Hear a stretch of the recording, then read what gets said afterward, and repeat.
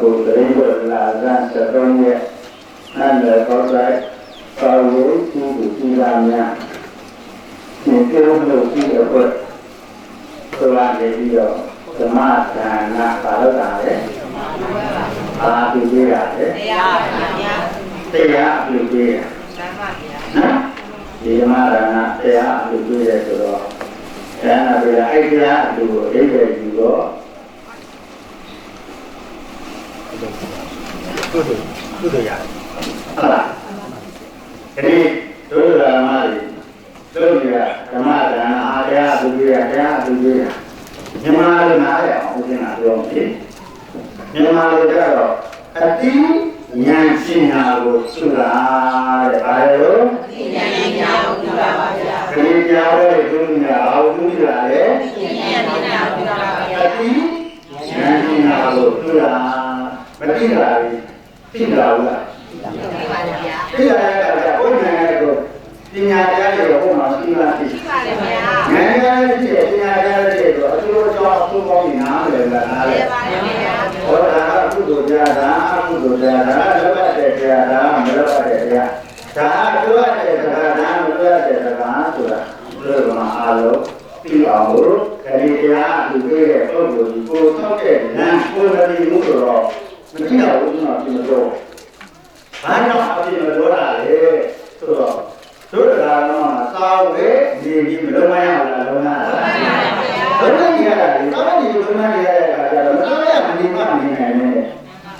ဟုတ်တယ်မှန်ပါဗျာမတော်နေရတာဒီမှာဒီလုံးမရကိုသားကိုတော့ဟဲ့ခါလေကြားမနေနိုင်ဘူးကြာတယ်လေငါချမ်းသာကြတာလေဒီတိုင်းမှာလည်းကြာပြလိုက်ဆိုလိုချင်တာကဘာလဲလို့မင်းလည်းလို့ရှိနေအရင်ကြီးလာတာကျန်ပြလိုက်ဦးဇင်းတို့ဆိုလိုချင်တာကလူမျိုးမှာတင်းကျပ်ကြီးတဲ့အရာတွေကိုကျန်တာပြလိုက်မိခင်ကသိတယ်သိတယ်ပါဗျာသိတယ်ကျန်တာပြလိုက်ဒီဟိုင်းတိုင်းကြီးမှာညက်ွက်မှာပေါ့ရွာမှာပေါ့ကျန်တာပြလိုက်ကိုထုတ်တဲ့လူရှိပါရှိပါဗျာအဲ့ဒီထုတ်တဲ့လူကဘယ်လိုလုပ်ကြကန်ကိုထုတ်နေဆိုရင်ရတော့ဒီတော့အိမ်ခံလာအိမ်ခံပါပါဗျာဒီခံတိုင်းတဲ့အိမ်ခံတာပေါ့ဘယ်လိုလုပ်ကြတော့ဖြစ်လားပြီးပါလေဗျာဘာတွေလုပ်လဲ၄ပါးပါဗျာဟုတ်လားဘယ်တိုင်းကရုဏာရဲ့မုဒိတာရဲ့ဥပေက္ခာရဲ့ဟမ်ကရုဏာရဲ့မုဒိတာကိုရှင်းပြကရုဏာနဲ့မုဒိတာကိုရှင်းပြမယ်ဆိုရင်ကိုယ်ရှိမှာတဏှာเสียပုဂ္ဂိုလ်တရားပြလာလို့ရှိကိုယ်မသားပဲကျမ်းလာခဲ့မပြုလာဘူးပြီးပါပါဗျာဒီမှာလူတွေလွတ်ပြီးနေတာမှန်ပါဗျာဟုတ်တယ်မလားမှန်ပါဗျာဝိဇ္ဇာမရှိဘူးလေတို့ကိုပေးနေတာပေါ့ဗျာမှန်ပါဗျာဒါကိနေရေးရဟုတ်မှန်ပါဗျာအဲ့လိုပစ္စည်းကိုကြီးတော့ကျမ်းလာခဲ့တဏှာရဲ့သိပြီးတော့ဖြစ်ပြီးတော့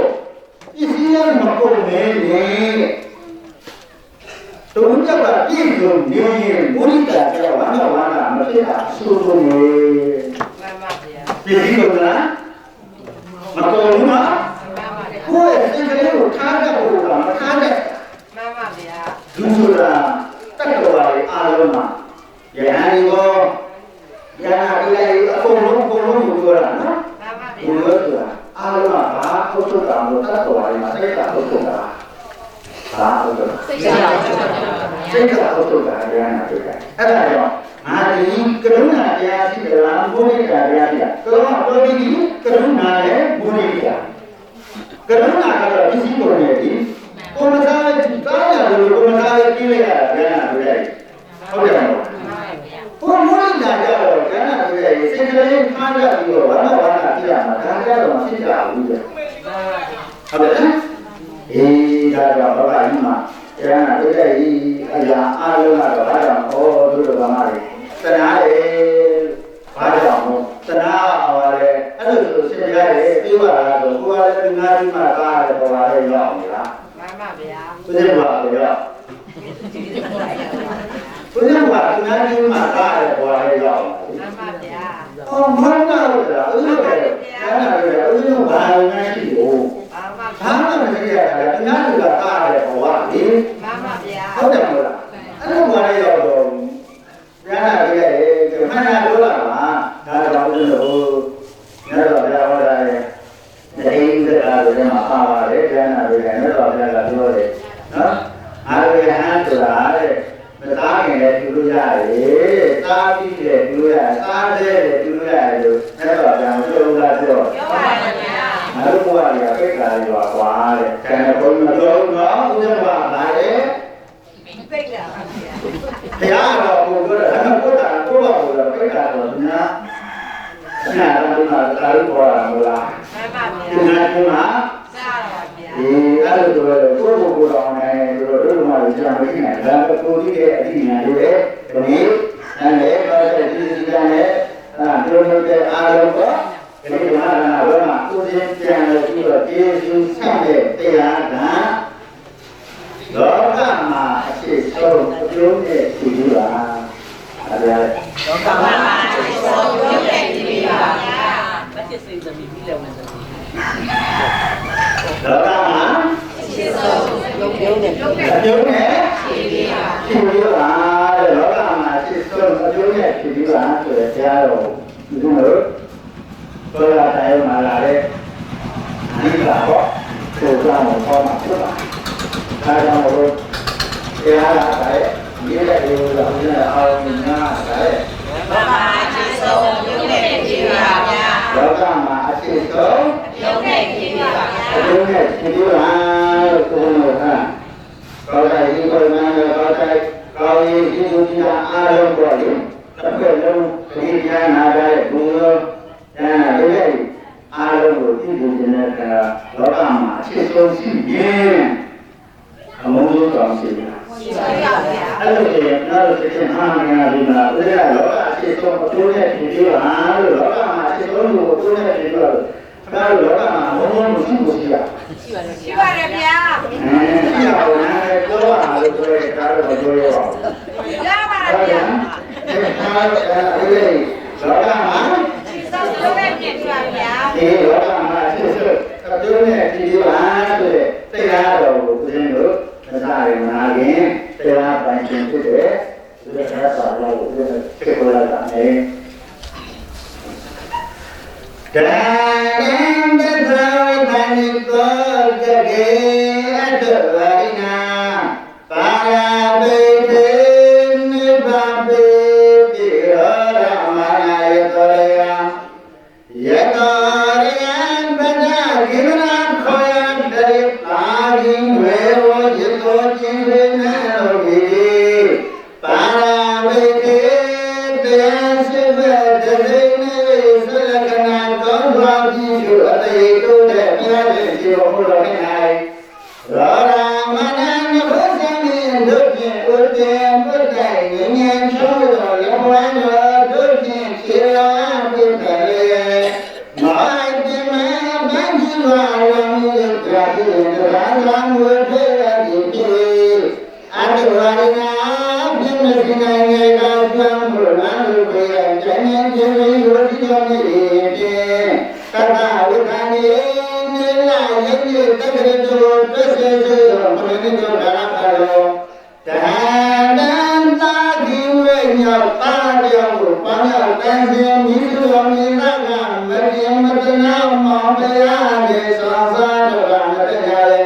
ယေသစွာပြသွားလေခြင်းဟုအတေနာမတေပြင်းကြရဲ့နေပြင်းပြင်းစီစေဆွဲရဲ့အတေကုသောမိနာအရိယာတော်၏ရောတောကကေပါဠိဖြစ်တဲ့ဥရှိဘောမဘုရားတရားမြေကြီးဇာနဲ့တဏိကမနမေတမုလို့ရဲ့ဒီလိုသိနေသိနေကြနေသောကဒီကနာမီကိုနေပါပေတေခွေနေမှာဘုရားတပြင်းလမ်းနာကိုပဲလမ်းတဲ့ကိုချက်လမ်းကိုတောက်လမ်းကိုလွမ်းမီကိုလွမ်းလို့ကိုကျင်လွမ်းကျင်လာတဲ့ပြက်လမ်းရရှိနေတယ်ဒီလိုမှမတဲ့ဒီလိုကော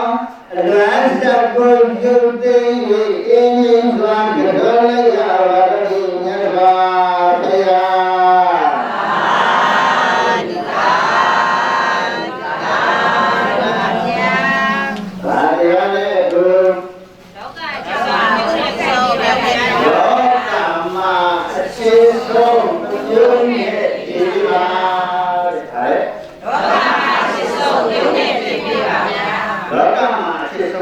နဲ့ဖြေပေးပါဆိုတာကကျမ်းစာပြလိုက်တခြားတော့ပါဘူးညာဦးဇင်းတို့ဘုရား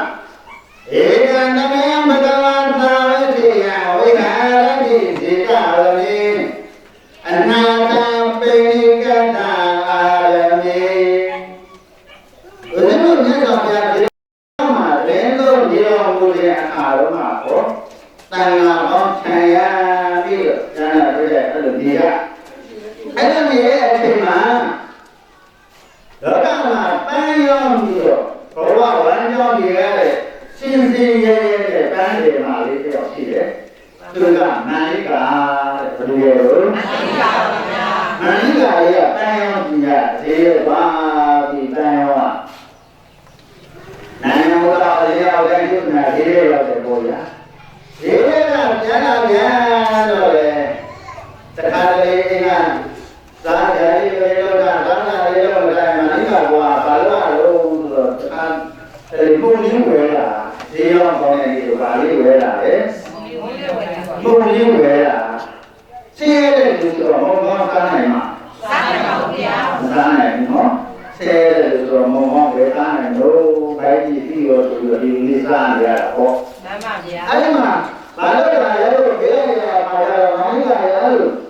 ပိုင်းရောင်းတာတွေပြန်လာပြောရတဲ့အခါကျတော့အင်မတန်ဝင်နေတဲ့အခါကျတော့အဘရဲ့ပန်းညံကိုတွားပြီးတော့ပန်းကူသူ့လက်ထက်မှာလည်းပုံလေးကံလို့မန္လိကာ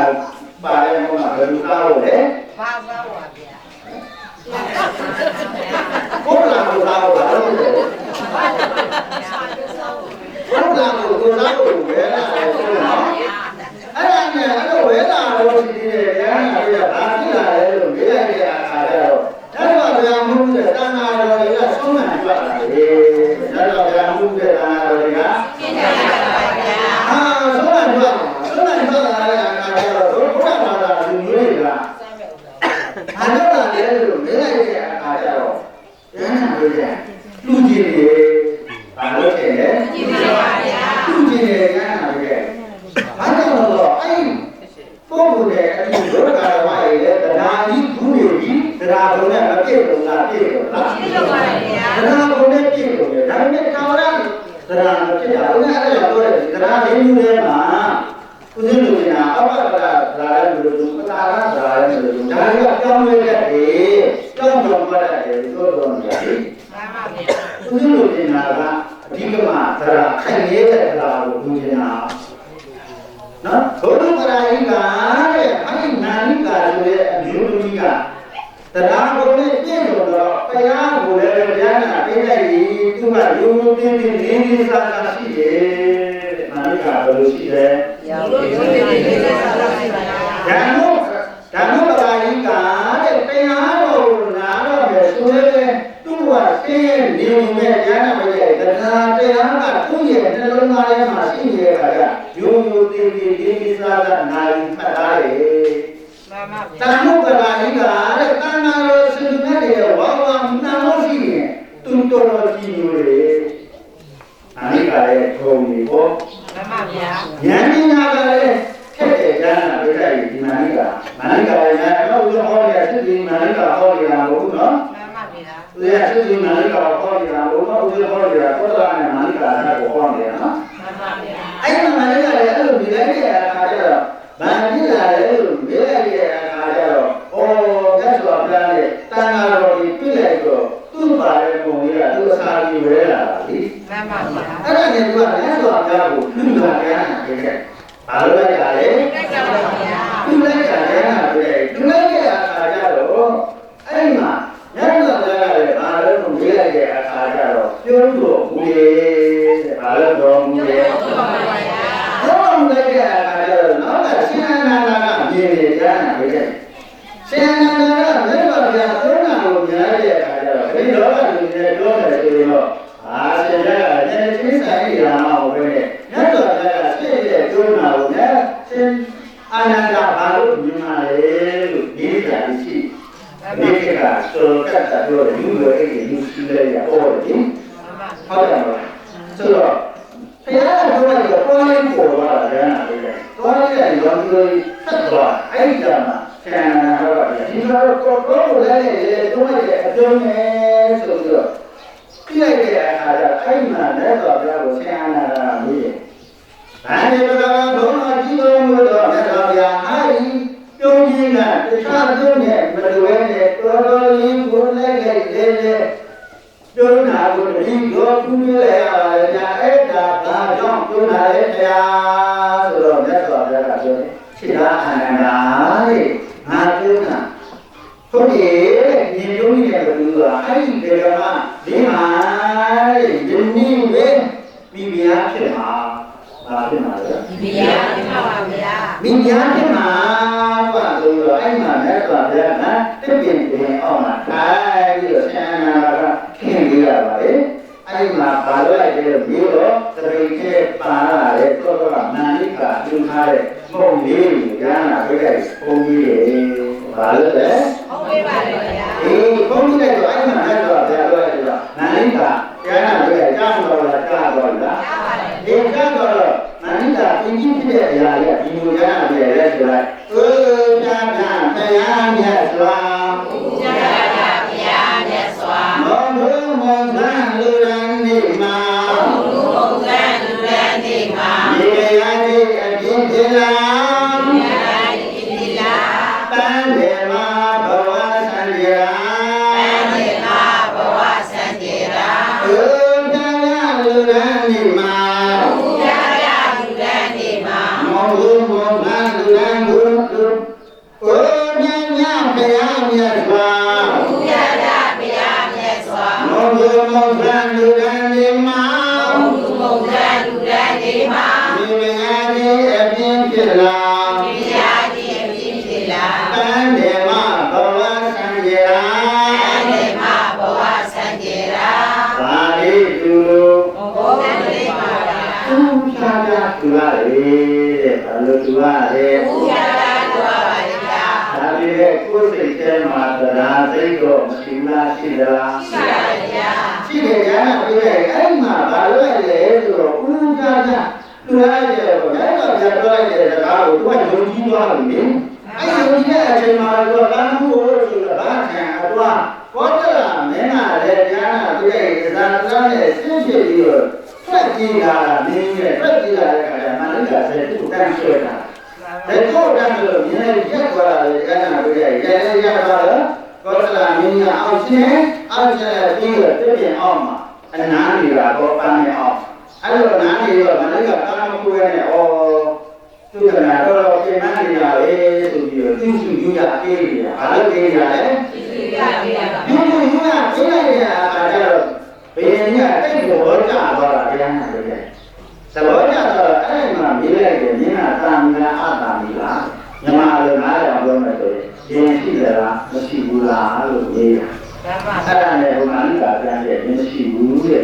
မရှိဘူးဆိုတော့ဉာဏ်နာပြည့်တဲ့အပြူဘော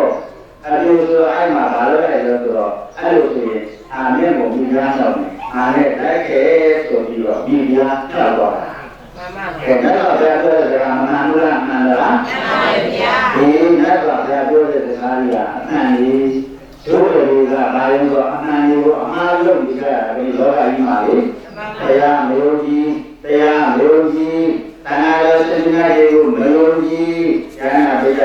နော်ဒီတိုင်းလားဆိုတော့ဒီတိုင်းတော့မဟုတ်ပါဘူးသူတို့ကလည်းဒီကိစ္စအပြန်ဆိုင်ပေါ်လာတော့အလုံးပြောတယ်လေနော်ဒီဉာဏ်တော်ဘာလို့ကြိတ်တာရှိလားရှိပါတယ်ဗျာဒီကြိတ်တာရှိရင်မကြိတ်ရဲ့ဉာဏ်နာပိဋကကြီးတတိကတတိနိုင်အောင်ပြင်းရတဲ့ဘဝကလိုတာမဟုတ်ဘူးမှန်ပါဗျာအဲ့ဒါမှန်ပါဒီလိုချောင်းတွေကဒီလိုမှလေးတဲ့တို့မှာစာရင်းတွေကတော့မနေ့ကဆောင်းတာတော့ယူစင်သွားတဲ့ကောင်းသားတွေတော့ဦးဇင်းကဆောင်းတာပြန်လို့လည်းသိုးသွားကြသိုးသွားတော့အဲ့ဒီမှာစရတဲ့ဒီမှာလေသံဃာလည်းဦးဇင်းကညာတော့နောက်ကြတော့စလိုက်တော့ဘာလို့လဲဆိုတော့ကောင်းလူရစလိုက်တော့ဆရာသွားတယ်ဆရာလာပြီးတော့ဆောက်တော့တယ်ဒီလေဘုရားကတော့စတယ်ကိုတော့ပြောပြီးဆိုတော့အဲ့တော့မနေ့ကစားလိုက်လို့ပြောတယ်ဆရာဆိုတော့အဲ့ဒါဘာလို့လဲဆရာတော်ပြောတယ်သိပါကွာအားလို့လေငါသိရလူမျိုးလေဆရာတော်ဘာလို့မျိုးလေးသိပါ တင်းနေရတာလူမျိုးကြီးกว่าဘယ်လိုမင်းဟဲ့တော့နဲ့မင်းတော့ကတကယ်မကြိုက်လို့လားတကယ်ကြိုက်ရင်ဒီမှာလည်းမပြီးရဘူးတဲ့မင်းစီရတော့လည်းမပြီးရဘူးတဲ့ကျန်တယ်တဲ့သူတို့ဆရာကအဲ့လိုပြောတော့မှန်ပါဗျာနော်မင်းတော့ကအဲ့ဒီပုံကိုစားတဲ့ပုံကိုမကြိုက်လို့လားကွာတဲ့ကြိုက်လို့ရှိရင်ဒီမှာလည်းမပြီးရပါဘူးတဲ့မင်းစီရလည်းမပြီးရပါဘူးကွာငါသိနေရတာလူမျိုးကြီးကွာအဲ့တော့သူတို့ကွာဒီမှာကျန်တယ်သွားနေနိုင်တော့စားနေနိုင်ဒီနေနိုင်မရပါဘူးဗျာအဲ့ဒီကျန်တာလည်းကျန်တာလို့နေလားကျန်တာလို့ပြောပါဗျာဒါကြောင့်လည်းမနိုင်ဘူးလို့သူကပြောတာဗျာမှန်ပါဗျာသူတို့လည်းတောင်းပြီးနိုင်ရှိတာပေါ့ဒီဘဝလေးနဲ့နေတော့ဘယ်လိုလဲခံရတော့ဆရာသမားကခံရတဲ့ပုံရှိတယ်နော်နောက်ပြီးတော့သူတို့တရားဓမ္မရေးနဲ့သူကတရားဓမ္မရေးခံရတာအားလုံးတော့မတတ်နိုင်တော့လည်းဒါကခံရတာအဲ့ဒီသူကမရခံရတာဒီလိုမျိုးကိုရခံရတာလေမှန်ပါဗျာအားလုံးတော့တယ်အားလုံးတော့တယ်မျိုးစင်းရမှာပေါ့ဆိုမျိုးစင်းမခံရလို့ဒီလိုကြီးရတာလေအဲ့တော့လည်းပြောတယ်အမေမျိုးစင်းဒီဆန္ဒနဲ့ပြည့်အောင်လုပ်လာခဲ့တာဆိုတော့ခဏခဏပြောဟုတ်တယ်မလားဒီလိုဒီနိုင်ငံကိုရတာလေကျွန်တော်တို့ဒီလိုဟောပြီမှန်ပါဗျာတန်လာတော့ဒီနေ့ဒီကိုလေမှန်ပါဗျာဘယ်လိုလဲဆော့နေတာဟောရတာပြည့်နေတော့ဆော့ရတာလေအဲ့ဒီသူလေးကိုဒီနေ့ဒီဆော့ရင်တို့တော့အဲ့ဆော့တာလေကျွန်တော်ကခဏခဏပြည့်တယ်ဒီရောက်ပါရင်ကျွန်တော်ပြည့်ဆော့တာလို့ဆော့ပါတော့မှန်ပါဗျာဒီကတော့မလို့တန်လာကိုကြည့်လို့လားလို့ဆိုတော့နာလိကာတန်လာကိုမကြည့်လို့လားကြည့်လို့လားကြည့်ပါဗျာကြည့်လို့လည်းအခါကျသူစားမဲ့အရာကိုမကြည့်လိုက်လားကြည့်လိုက်လားကြည့်ပါဗျာကြည့်လိုက်တဲ့အခါကျတော့ဘယ်နည်းချက်ချင်းလေးလာတော့မှဘယ်နည်းကံရမှာတော့ရတော့လားရပါဗျာအဲ့ဒါကိုထူပြီးတော့အဲ့ဒါလူငယ်ဆိုရင်ပရမစိတ်ထဲမှာပေါ်လာလို့ရှိရင်သူရဲ့စိတ်ပေးနေတဲ့စိတ်ပေါ်လို့ရှိရင်သွားပြလိုက်ပါသွားပြလို့ရှိရင်ဦးဇင်းတို့ကတော့ပြောတယ်ပေါ်လာတဲ့က30နဲ့6မျိုးရတယ်ဘယ်လိုရတယ်30မျိုးပါဗျာပရမပေါ်ပေါ်သွားပြီးမှနော်သွားပြီးမှသူကမှဒုတိယစိတ်မှာပေါ်လာတယ်ဆိုတော့ဒါကလည်းပထမမလေးလို့ဒုတိယစိတ်ပေါ်လာလို့ရှိရင်တဲ့အခါတကရှင်းလို့ရတော့လားဒါမျိုးရတော့ရှင်းလို့ရတာ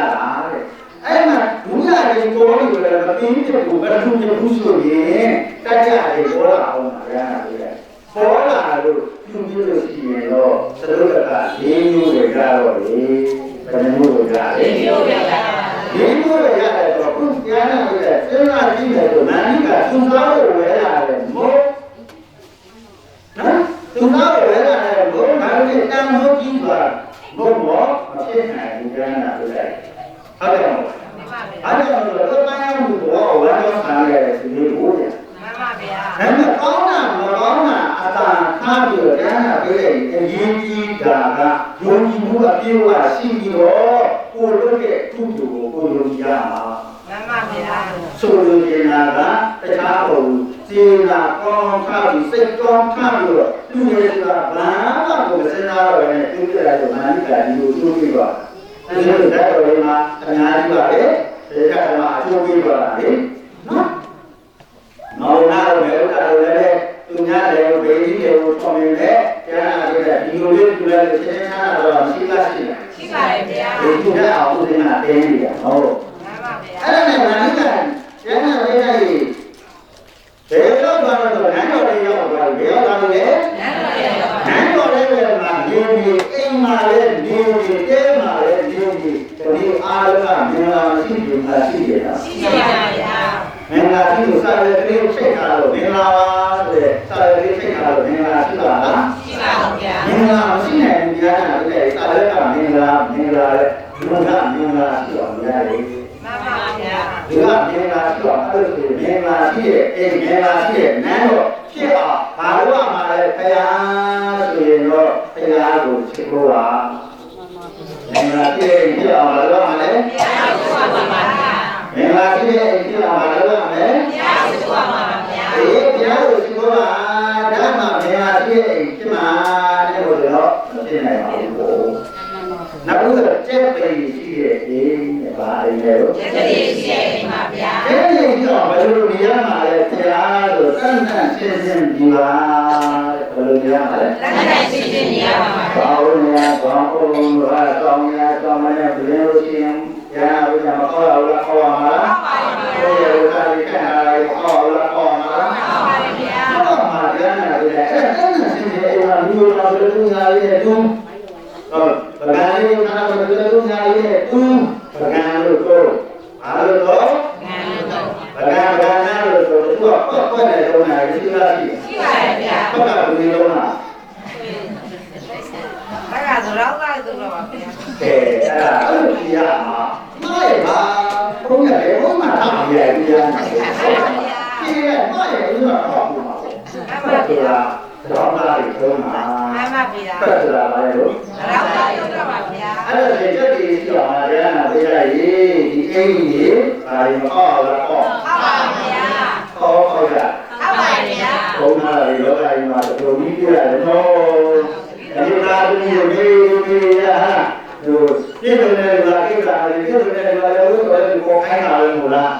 ခိုင်းလိုက်ကြတာတရားဝိရတယ်ဒီလိုလာတော့ဘုံရတဲ့ရာဒီသူ့တော်ဘုရားဒီကဲဆွဲဆွဲသွားတာမဟုတ်လားမှန်ပါဗျာဟုတ်ပါတယ်လို့တပည့်တော်ခောက်တယ်ဗျာဘုံကြီးကလည်းပြနိုင်ပါဦးဗျာအဲ့ဒါလေးတက်ကြည့်ရဲ့အိမ်ကြာ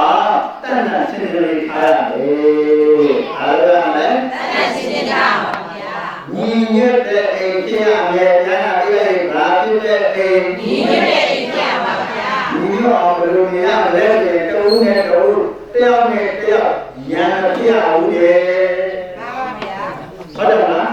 ဒီသားနဲ့ပြင်းများကိုအမြင်နဲ့ဒီအသင်္ကန်းစာပြရတယ်ကျမ်းစာပြည့်ကိုယ်ကယူရတဲ့သင်္ကန်းရှိလို့ရှိရင်အဲ့ဒီကားတဲ့လူတွေအဲ့ဒီတို့ပြင်းနေတာဘယ်လိုကြည့်လာရှိလားဘယ်လိုကြည့်နေတာပြအဲ့ဒီပြင်းသားကတောင်းကြလာလို့အိမ်တော်ကြီးပြီးသွားတယ်အဲ့ဒီလမ်းတင်လာရတယ်မှန်ပါဗျာဟုတ်တယ်နော်ဒီနေ့ကတော့ထမင်းဘောကိုမဆုံးနိုင်ဘူးကျမ်းစာကိုမင်းစာမင်းသားနာသာနာတော့များပါလေမှန်ပါဗျာတကယ်တော့ဒီကားလူမျိုးတွေမြင်ရတယ်ဆိုတော့မှန်ပါလားတော့မှန်ပါဗျာထမင်းဘောကလည်းတော့နော်အဲ့မှာတော့ဘာလို့ဟောတော့ညီညွတ်နဲ့နေရမယ်တဲ့ဉာဏ်နဲ့ဉာဏ်မပြတ်ဘူးဆိုတာပဲဒီနည်းချင်တယ်တော့ဘာပြရမလဲဉာဏ်မပြတ်ဘူးဉာဏ်ပြည့်ဉာဏ်ပြည့်စစ်စစ်ရတယ်လေဒီလိုဉာဏ်ပြည့်ညီမလေးဉာဏ်ပြည့်မောင်မလေးဉာဏ်ပြည့်ဉာဏ်ပြည့်စစ်စစ်ရတာစစ်စစ်ရတာအဲ့ဒီမှာအနေနဲ့ပြရပါဉာဏ်ပြည့်ဉာဏ်ပြည့်ရင်ဒီကားကိုကိုယ်ကိုဆုံးတော့မှန်ပါဗျာဟုတ်တယ်ဒါကြောင့်အိမ်ကနေအိမ်好呀，你呀，你都考好了，这个咱们家要什么？哦，你都考好了，是吧？咱俩回来，迎来新年哎，哪些哎？哪个嘛嘞？家人来祝福，舒在心善，家哪回来不是干嘛？妈妈我们嘞，哎呀，我们保护人家啊，本意就不是这个，哎呀嘛，是不是？ဟုတ်တယ်နော်။ဒီဘုရားမှာမရှိဘူးဘုရားရှိမှလည်းဒီကနေ့စိတ်ကတော့သွားနေမှာပဲကျမ်းတာပဲ။စိတ်ကတော့လည်းသွားနေပါ။သွားနေမှာပဲဘုရားကတော့သွားနေမှာပဲ။ဒါနဲ့စိတ်ကိုနိုင်တာကသတိရှိတယ်။စိတ်ကိုနိုင်တာပါလေ။သတိပါဗျာ။ဒီလေးနဲ့ပြင်ကြရင်ဒီစိတ်တိုင်းကိုသတိကိုလေးနဲ့ကြရင်မလုပ်နိုင်ပါဘူးဗျာ။မှန်ပါဗျာ။အဲတော့ဒီလိုတရားဥပဒေနဲ့နောက်ပြီးတော့တရားနာတဲ့စိတ်ကြီးဖြစ်အောင်တဏ္ဍာဉာဏ်နဲ့ဆရာပါဒီလိုရတာတန်ရှင်းပြီးလမ်းကြီးတော့ပါလို့ရှိနေနော်မှန်ပါဗျာလောကကြီးလမ်းကြီးပါဖြစ်တာရောမရှိလားရှိပါဗျာကိုယ်ရလို့ဒီလိုပါလာတော့ကောင်းကြတယ်လက်ရှိဒုက္ခပြေးတယ်မှန်ပါဗျာမရှိရပါနောက်တော့ဘာလဲလို့ပြောတော့ညီညွတ်တဲ့အေးနဲ့ရံဖြစ်တယ်လို့ပြောလိုက်တာပေါ့မှန်ပါဗျာအဲ့ဒါဆိုတာလည်းတော့ဒီလားလက်သာမျိုးလားပေါ့ဒီတော့ဒီတော့ကခါတာတော့နောက်တော့တော့နော်ဒီကတောင်းမဲ့ကဒီကမရရတယ်ဒီလိုမျိုးကြီးရရပြည့်အဲ့ဒါကြောင်းလာအဲ့ဒီကိုညာအကုန်လုံးပြေးနေတာနော်ခဏတော့လည်းမဟုတ်ဘူးအိမ်ပြန်ပါအောင်ဦးဇင်းလုပ်ပြေးနေတာကြာပြီလေနော်အဲ့ဒီမှာဘာလို့လဲဆိုတော့အနိကာကသူတို့ရဲ့နေရာမှာကြာတာပြေးလိုက်ပြီဘာလို့လာလဲလို့ပြေးလိုက်တဲ့အခါကျတော့ငန်းတော်လေးရောက်ပြီးတဲ့သူဟာငန်းတော်ကိုမင်္ဂလာပြအောင်ခင်ဗျာသူရဲ့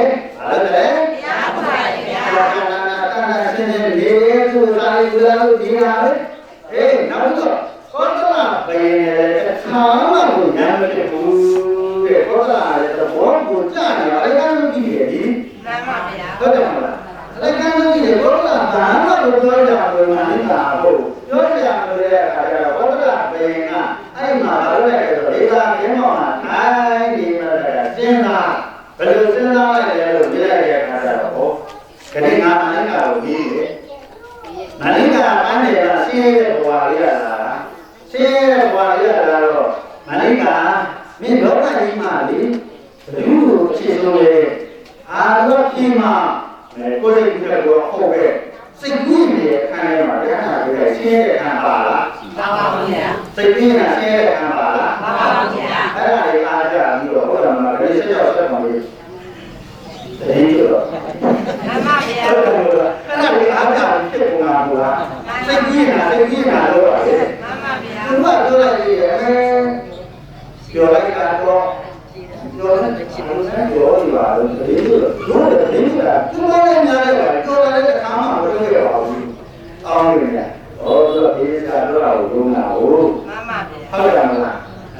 ထားပါတော့အဲ့မှာမနက်ကတော့ငါရေးရလို့ဒီဘောကဘယင်စိတ်ကြီးနေတယ်အခန့်အာဘယင်ကြီးကအရှင်ဆုံးမှာမောင်တော့အရှင်ဆုံးမှာလို့သူနာကိုပြေးမှာသိရတယ်သူကစိတ်ကူးတယ်တဲ့ပါလေ သိရမှာပါဗျာ နာလိကလည်းရောဟာဒီမှာဘာလဲအိမ်မှာအောင်ကွာဆိုဒီကနားလို့လားခံရတဲ့အခါကျတော့ဘာလို့လဲလို့မေးလိုက်တဲ့အခါကပြေးလိုက်နာလိကလည်းအနားလည်းရောပေါ့နာလိကမင်းကိုတဲ့အခုမြင်ရရှိရဲ့ဆိုမြင်ကြည့်တဲ့ဗာမင်းမှာလို့ဖိုင်လောကကြီးမှာလေဘယ်လိုကိုချစ်ဆုံးလဲရဟနာပြည်ကနာလိကလို့မြဲ သူ့ကိုချစ်လိုက်ချင်တယ်ဗျာ ဒီလိုရှိလို့လေကဲညာလို့မလို့ဒီကားလေးနဲ့ပြောရအောင်နော် မှန်ပါဗျာ ပန်းရေဘဝ အန်တယ်ဘဝ စံရေလာ ဆိုင်တယ်လား နမမာရိကာ မမာတိကာ အရှိဆုံးလို့ စိတ်ဆုံးကို လောကမူ လောကမူ ဘယ်သူဖြစ်လဲကွာ ဘယ်သူဖြစ်လဲကွာ အရှိဆုံးလို့ စိတ်ဆုံးကို စင်လုံးချို စိတ်လုံးချို ကျေစုပေးသမှာ ယေရှုပေးသမှာ ဘယ်နည်းလဲအနိကဟဲ့လောကကြီးမှာဘယ်လိုဖြစ်သွဲကြလားမြင်နာကိုဖြစ်သားမှာဆိုတော့နာလိကာကကျမ်းပြည်တယ်ကျမ်းတာပြလိုက်ကောသလတွင် ဘုရားလေ ဘာလို့လဲလေဘောနော်အင်းရှိလို့အော်နေတာဒီလိုအော်နေတာလေချင်းအောင်လို့ဒီနော်ဒီချင်းအောင်လို့အော်နေတာတော့ဒီကတည်းကဘယ်လိုလဲလား မှန်ပါဗျာ ကလေးမောဘူလေးတဲ့ကျမ်းတာပဲမလားရဲ့ဒီပါအားနာလို့အော်နော်မိမိကတော့အဲ့ဒီကျမ်းတာပဲကောသလရေ ဘောတလာလေ လောကရှင် လောကရှင် အေမင်းကြီးက မယေမင်းကြီးက ဖြစ်ဆုံးလူ အချစ်ဆုံးလူ လောကမူ လောကမူ နိုင်ယူမိမိပါ နိုင်ယူမိမိပါ ဖြစ်ဆုံးလူ အချစ်ဆုံးလူ လောကမူ လောကမူ နိုင်ယူမိမိပါ နိုင်ယူမိမိပါ ဖြစ်ဆုံးလူ အချစ်ဆုံးလူ ပင်ရုပ်ချို ပင်ရုပ်ချို ယေဆိုပေးလိုက်တာ ယေရှုပေးလိုက်တာ အဲ့ဒါလည်းမှာပါသွားပြီနိုင်ယူ မိမိပါလား နိုင်ယူ မိမိပါလား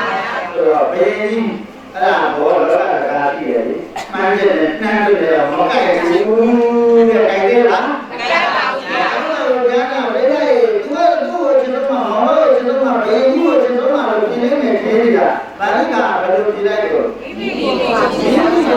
ချစ်ဆုံးနဲ့အဲ့ဒီမှာတခါနေလိုက်ကြတာနာလိကာကလည်းဘောဓဘယ်ကိုပြန်ရင်းနေတဲ့ကျမ်းစာလေးဘယ်လိုဝဲလို့ဆိုတော့သူရဲ့အမျိုးလေးကိုနော်သူကပြန်ပြီးတော့တို့မှာလိုက်ကြည့်ကြနော်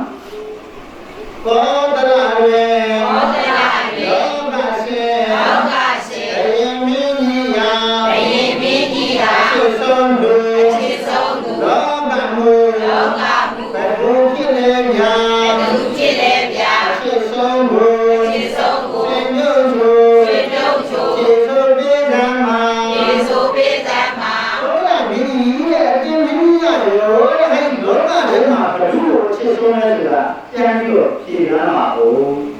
ဘုရားမင်းရဲ့စဉ်းစားတယ်ဟောမင်းကတော့ချစ်လို့ဘယ်ကြီးရဲ့ချစ်လို့ ဟာကိုယ်ကဒီဆုံးမှာဆိုရင်ငါလည်းမင်းကိုချစ်လို့ဖြေမှာပေါ့သူတော့သောတာမင်းကဘယ်လိုဖြေလို့ဆိုတော့ဒါနာပြတဲ့လင်္ကာလေးလိုက်ဆိုတာပန်းနေဘဝပန်းနေဘဝစံကျေလာစံကျေလာနမမာလိကနမမာလိကသိဆုံးလူသိဆုံးလူလောကမူလောကမူမဲ့ယူငါကိုဝါမဲ့ယူငါကိုဝါသိဆုံးလူသိဆုံးလူလောကမူလောကမူမဲ့ယူငါကိုဝါမဲ့ယူငါကိုဝါနာလည်းငါကိုနာလည်းငါကိုအရှိကိုအရှိကိုပြည့်လို့ပြကြတာပြည့်လို့ပြကြတာအရှိဆုံးကိုအရှိဆုံးကိုပြည့်လို့ချိုပြည့်လို့ချိုပြည့်ဆိုပေးလိုက်တာပြည့်ဆိုပေးလိုက်တာဒီကဘယ်လိုလဲလို့ဘုရားကမင်းငါ့ဘုံမှာလည်းဖြစ်တယ်တဲ့မင်းကမိမိကိုမင်းကိုမင်းဖြစ်တယ်ဆိုတော့ငါလည်းငါ့ဘုံမှာလည်းဖြစ်တယ်ဆိုတော့သက်နာရတဲ့ဘုံတော့ကားနာပေးတယ်မဟုတ်လားတဲ့လားမှန်ပါဗျာကျောင်းကြီးတွေကမှမလားဒီမှာကြည့်ပြောနော်အတူကြီးမပြောလို့နော်ကြည့်ပြောတာကိုယ်ကစေတော်မှာကိုယ်ကအိုင်နာအိုင်ကိုတော့ပြီဒီကတော့ပတ်တယ်တော့ဟောစီရတဲ့ဒီတော့တော့ပါလေတွေ့ရင်တော့ကျန်တာလေးလိုက်ဟိုဘာလို့ဒီလိုတဲ့အတိုင်းမှလည်းဒီမှာကျန်တာလေးလိုက်သူစကားလေးရလိုက်ဆိုတော့ကာလီရာနာပုံရရားကြီးကြားရပါလိမ့်နော်ကျန်တာလေးအဲ့လိုဆိုတော့ဘာလို့လဲလို့မေးလိုက်တဲ့အခါသောတာပင်နဲ့အနိကာကိုတုံးနဲ့တူကြောင်းနေတော့မတက်ရတဲ့အခါကျတော့ဘယ်ရောက်သွားလို့မြတ်စွာဘုရားကရောက်သွားလေတဲ့ရောက်သွားလေမြတ်စွာဘုရားကရောက်သွားပြီမြတ်စွာဘုရားကရောက်သွားတယ်ကျန်တာလေးညောလို့မြတ်စွာဘုရားကရောက်သွားတော့သောတာပင်နဲ့အနိကာရောက်လာတယ်မြတ်စွာဘုရားကပြောတယ်ဟာဒါကြီးတော့အနိကာရောမာရောတော့သောတာပင်နဲ့လာရတယ်ဆိုတော့ဘာကိစ္စလို့ဘောဆိုတော့ဘောရကပြန်ဆောက်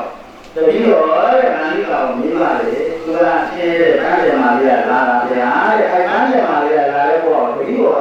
မိပြန်တော့တာတဲ့အဲ့ဒါသူ့ကိုမေးလိုက်တဲ့အခါကျတော့သူကနန်းတော်ရဲ့ရောက်လာပြီးတော့ဆန်းလိုက်ဆန်းတာဒီကဲရုပ်ပြပါလေမင်းဘုလူကိုအခြေဆုံးလဲလို့ပြောလိုက်တော့သူ့ကိုအခြေဆုံးလို့ပြောတယ်အဲရောသူ့ကိုအခြေဆုံးလို့ပြောတယ်သူ့ကိုအခြေဆုံးလို့ပြောတယ်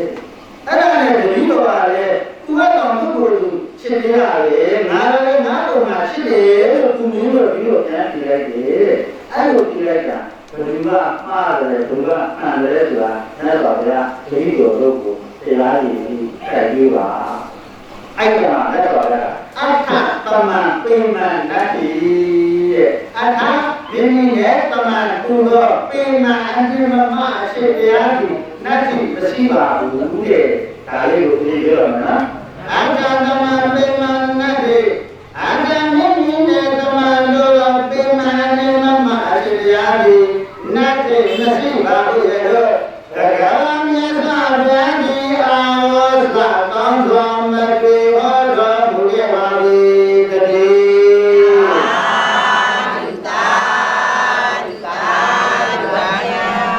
အဲ့ဘောလာဘေနမနိကာဝမြတ်စွာဘုရားကတရားဟောလိုက်တာအရေးစွမျက်နာရှိတယ်အရေးပဲမျက်နာရှိတယ်အဲ့ဒီစွမျက်နာလုံးမှာလက်ပြီးတော့မြင်နိုင်တဲ့ကိုယ်ကိုယ်ကိုယ်လာအခြေဆုံးပါလေဒါနဲ့ဘယ်လိုအခြေဆုံးလဲကိုယ်ကိုယ်လာအခြေဆုံးပါဗျာဘယ်လိုလဲပြောတာလို့အဲ့ဒါဗျာကဘယ်လိုပြောတာလို့အဲ့လိုရင်တရားကြီးကိုနားလို့နားနေတာနော်ညာရတာဘုရားပြင်းနေပြီကိုယ်ကိုယ်လာအခြေဆုံးတော့တရားတော်ရတယ်ကောင်းကောင်းလားပေါ်ပါလားပေါ်ပါဗျာဒါကြီးတွေကနားလို့ညာနေတာမြင့်ကိုနဲ့တော့ဩဒီနေ့နားလည်းမအောင်းနေတဲ့ဖြစ်ကိုဟုတ်လားအမှားကတော့ညာညာကောင်းဒီကတော့ကြောက်တာနော်ဒီလိုဖြစ်ရောက်နေတာဆိုတော့မှန်တာပြောလို့ရတဲ့နာပြတဲ့လူလာဘုံမှာမဟုတ်တော့ဘူးကြောင်းပို့ထားလိုက်မှာပေါ့ကဲအားတော့ဉာဏ်အရေးဆိုလိုတင်တာကအဲ့လိုပြီးတော့အဲ့တော့လို့ဒီအရာစိတ်နာရှိရဲ့အဲ့ဒီစိတ်နာမှာရှိတဲ့ပုဂ္ဂိုလ်တိုင်းဟာတတ်တော်ဘုရားအားလုံးကိုလေးပါတဲ့ဒီလိုရှိဆုံးတယ်လို့ပုဂ္ဂိုလ်ရှိဆုံးပါပုဂ္ဂိုလ်ရှိဆုံးမှာဆိုတော့ဉာဏ်အရေးတို့ဒီလိုလာပြီလားရပါပါဗျာအဲ့ဒီလိုဉာဏ်အရေးဒီကလွတ်အောင်ပြင်းလာတဲ့တော့ တော့ကိုယ့်ကိုယ်လုံးအောင်ကြီးရမှာပဲဒီဟုတ်တယ်လားအဲ့ဒါတော့လောကကြီးမှာကိုယ့်ကိုယ်ကအချစ်ဆုံးပါဗျာဗျာလောကမှာကိုယ့်ကိုယ်ကချစ်ဆုံးပါဒီလိုနာမည်ကလောကမှာချစ်ဆုံးဖြစ်ပါဗျာလောကအချစ်ဆုံးကျုံးနဲ့ကြည်ကြပါ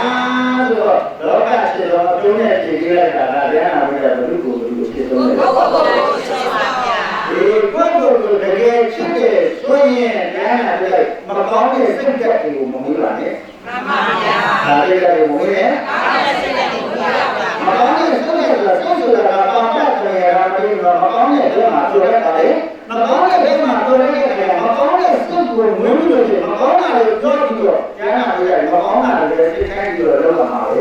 မှန်ပါဗျာဟုတ်တယ်မလားဒေါသစိတ်တွေဒေါသစိတ်တွေယုံကြည်နာကိုရရင်မရလို့ရှိရင်ဒေါသရဲ့စိတ်ဟာအမှန်တန်ဆိုးတဲ့ကျမ်းစာတွေဘာလို့လာလဲဆိုတော့ယုံမာလာရဲ့ဘာလို့လာလဲယုံမာလာရဲ့ယုံကြည်နာမဲ့တိုက်ရမှာလည်းဝင်လို့ဖြတ်ရမှာလည်းဝင်လို့ကျမ်းစာတွေဒါဒေါသရဲ့တဲ့ကိုဟုတ်တယ်မလားယုံမာလာကျမ်းစာတွေကိုယ့်ရဲ့လင်းငယ်ဆိုတာကလည်းကျမ်းစာတွေကိုလိုချင်လို့လုပ်ကြတာဟုတ်လားမှန်ပါဗျာအဲ့ဒါလည်းလောကတွေကိုကျမ်းစာတွေရင်းရင်းစဲစဲနဲ့ကပ်ကပ်နေရတော့ကိုယ်စိတ်တိုင်းမချလို့ကိုလိုချင်လို့မဖြစ်လို့အဲ့လိုပြောတာလေလောဘရဲ့တရားကိုပဲ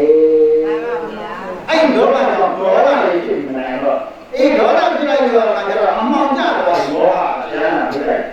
အဲ့ဒါကျမ်းစာတွေရုံးလာတာစိတ်ကစိတ်ကြောင့်ဖြစ်တာစိတ်ကြောင့်ဖြစ်တဲ့အခါကျတော့ကိုယ်စိတ်ကလေးကိုကောင်းအောင်နေတဲ့စိတ်ဖြစ်မှာကျူးစားရမှာမှန်ပါဗျာဘုရားကိုတကယ်ချစ်တယ်ဆိုတော့ကိုယ်ကလေးကြီးရဲ့လောကမှာ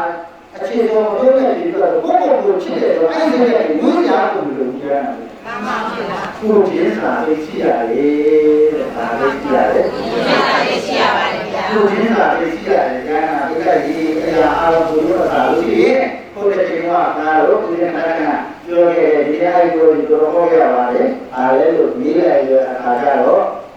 နောင်ကရဲ့ဒီချတဲ့ဒီဆိုတာလေမှန်ပါဗျာခဏဆက်ရအောင်ခံရတာကြားတဲ့ငယ်လေးပေါ်ရတဲ့ဒီကောင်ကိုမဟုတ်ရပါဘူးဗျာ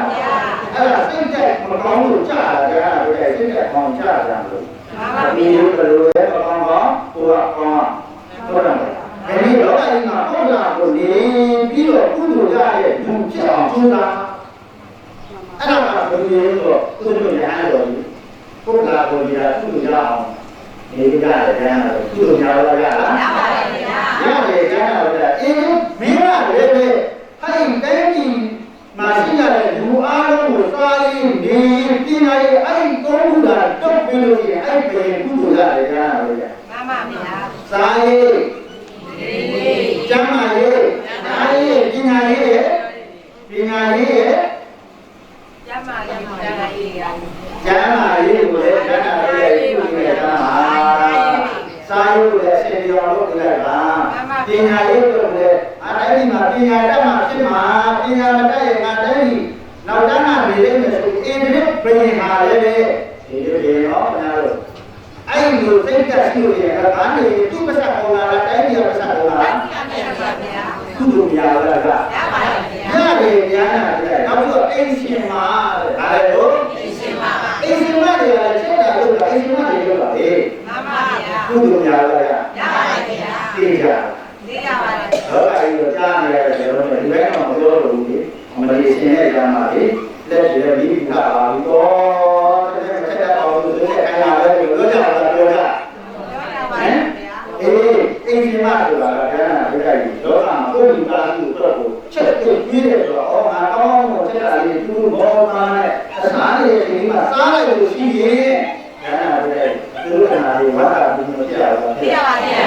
ဒီနာဝမ်းတာလည်းကိုယ်အစားရောငါတော့ဝမ်းတာရတယ်အဲ့ဒါကြောင့်ကိုယ်ကလာကိုကိုနေပြီးတော့ကုသရတဲ့ဘုရားယဟန်ရဲ့ဧရိပေအိမ်ရှင်မရဲ့ဘယ်လိုမျိုးသုံးမျိုးရဟနာပြည့်တဲ့ဒါကြောင့်မို့လို့တို့တွေဒီစိတ်ဓာတ်ကိုရဟနာပြည့်တဲ့သောကလောကမှာအခြေဆုံးတဲ့ဒီကဆိုတာငါတို့အားလုံးဖြေသွားပြီဘုရားကလည်းပြောသွားပြီဘယ်သူကိုခြေသွားတယ်ကိုယ့်ကိုယ်ကိုခြေသွားဆိုရင်ရဟနာပြည့်တဲ့ကိုယ်စိတ်ဓာတ်ကိုကိုယ်မြင်မှဖြစ်တယ်မှန်ပါဗျာဟောဒီနေ့ကိုယ်စိတ်ဓာတ်ကိုကိုယ်မြင်မှပါဒီလိုကိုယ်မြင်ရစိတ်ကို ကြီးကအယုဒ္ဓနာများတာစိတ်ကျင်နာများတာယောဂီရဲ့ဥစ္စာနဲ့ဒီမှာပါတော့တော့အောင်လို့သူ့ကြည့်လို့ဆိုရင်မရှိဘူးလေအဲ့ဒါကြလိုက်တာကဆောင်းလို့ဒါလည်းသူကဒီမရှိဘူးလေအဲ့ဒါကြလိုက်တာလုံးလို့ဆိုတော့သူကပြန်ပြောလိုက်တယ်ဒီလိုမရှိတဲ့ဒီလိုတော့ကားတယ်လို့ကိုယ်ဆိုတော့ဘောင်းတဲ့နာပဲကားအောင်လေမှန်ပါဗျာဟုတ်ပါဗျာဘောင်းတဲ့နာပဲကားတာဆိုတော့သူကြည့်လို့ဒီမရှိဘူးလေကားကြလိုက်တာလေလုံးလို့ဆိုတော့ဒီရှိတဲ့ဒီကိုယ်ကားတယ်ဒီရှိတဲ့လေနာမရှိဘူးကြာပဲအဒီရောဘာတော်လေးတော့သုံးရသိသေးတာဟုတ်တယ်မလားရုပ်တွေချင်းတော့ပြင်မှာသူ့ညာတော့လေကြာပဲသူ့ကခဏတာလေးရဲ့အချိန်မှာစိတ်ကိုလည်းပြင်ပြရပါလို့ဒီနေ့နဲ့မှတ်တယ်ရှင်းရတော့ဒီနိုင်လည်းတော့မယ်ဆက်ဟောမှာလားတရားရှိရင်အပြေတော့ခံမှာကြောက်တယ်ကုသိုလ်ညာလည်းအကုသိုလ်ဖြစ်တယ်တကယ်တော့ပြောလို့ပေါ့မှာမဟုတ်ဘူးကာလံဒီကံအကံတဏံနော်ဒီလိုမှာတော့တဏှာကြီးပဲသိတယ်လို့ဒီတဏှာကြီးကိုနာဝဲကိုဒီတဏှာနာကြီးပဲခေါ်တယ်ဒါနာကြီးကပုဂ္ဂိုလ်ရှင်ကိုအားလုံးကိုပြောလို့အရှင်းပြည့်တယ်ဒီလိုကလေးတဲ့အာမင်းတဏှာကြီးဆိုတော့အချိန်အားခိုက်ဒီနော်အချိန်အားခိုက်ဆိုတော့ဒါနာကြီးကတရားရှိသွားပြီအာဘူးလို့ပြောဖြစ်လာတာဘာလို့ဖြစ်လာလဲအဲဒါဦးရဲ့ဒီရတာလေနော်ဆုံးပြောတယ်ဒီကအဲ့ဒါဘယ်လိုလုပ်လဲ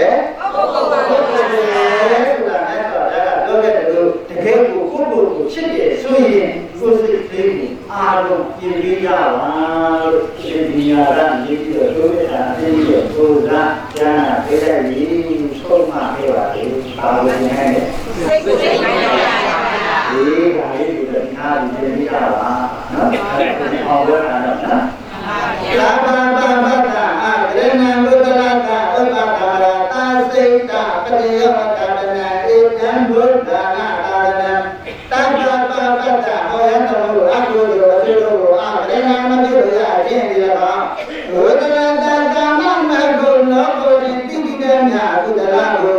ဥပ္ပဒါမရာတစ်စနဲ့တစ်စမြင်လဲမြင်အောင်မလေးကောင်းနေပြီးနေရာဤသာစေကပရိယောတာရဏံမိမိစေရင်ပုဒ်ခြင်းကြီးခင်ခြင်းကိုကိုယ်ရှင်ရုပ်ခြင်းရပါဧတာအကုသိုလ်ဖြင့်ကုသိုလ်ဖြင့်စေတေဤကုသိုလ်သည်ဘုရားနာဒီနာဝနိတေသုမကပြင့်တော်ကြောင့်တရားဤသာသနာ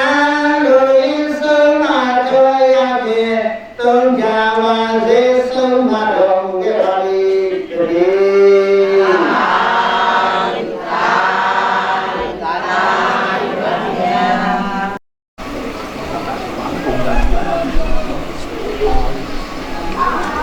ဟုတ်ကဲ့ရပါပြီဒါဒီခေါ်လိုက်ရဒ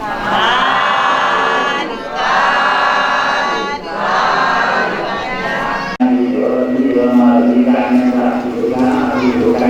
ကာမနဲ့ဒီလိုကံဒီလိုကံကောင်းဖို့ကောင်းဖို့တော့ဒါကဒုက္ခရတနာမြတ်တော်ဘုံတော်သိတော်တတ္တအာရိယာလို့ရှိတာတတ္တအာလို့ဒီကယုံကြည်အားရောကသိတဲ့တော်ဘုံသားနဲ့ပါသင်္ဟာအာမဏကရသင်္ဟာသမားနဲ့ပြည့်တော်ဒီကံဒီကတော့လည်းသမာဓိအောင်တော့ခံယူဆောက်လိုက်သမာဓိကအောင်းတော့ခံယူဆောက်ပြီး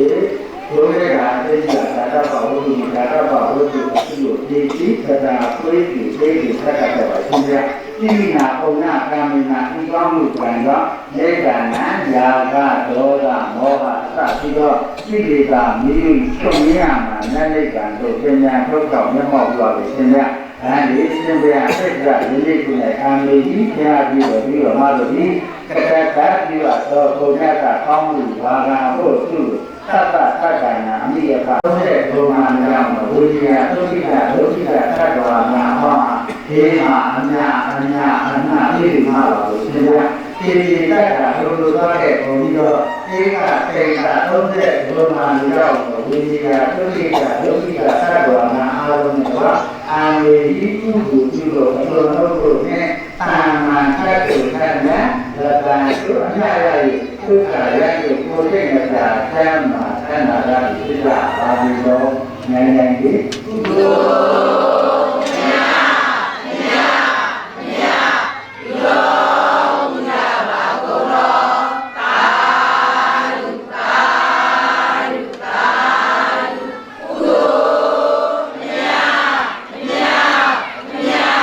ပြုတော်မူကြပါကုန်တော်သာဓုသာဓုသာဓုကုသိုလ်မြတ်မြတ်မြတ်ပြုတော်မူကြပါကုန်တော်သာဓုသာဓုသာဓုပါဗျာ အားလုံးတော့တရားနာကြတဲ့တို့တစ်ပါးမှာအားလုံးလည်းပဲစိတ်ချမ်းသာရင်ကိုယ်ကြီးလမ်းမှာဒီနေ့အားလုံးပြည့်စုံစိတ်ပွားဖို့ပါလူလာဆန္ဒကောင်းတာမှန်တာအားလုံးလူကြရကြပါစေ။ ပြည့်စုံ